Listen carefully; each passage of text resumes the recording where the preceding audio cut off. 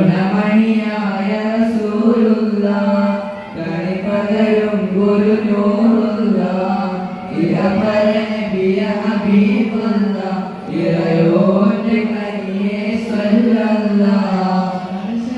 കണിയായോരെ നുബുവത്ത് പേർക്കൊരു നബിയോരെ ഫളലും ശഫാഅത്തും മികച്ചോരെ ശഫാഅത്ത് കണിയും നൂറുള്ള നബിയോരെ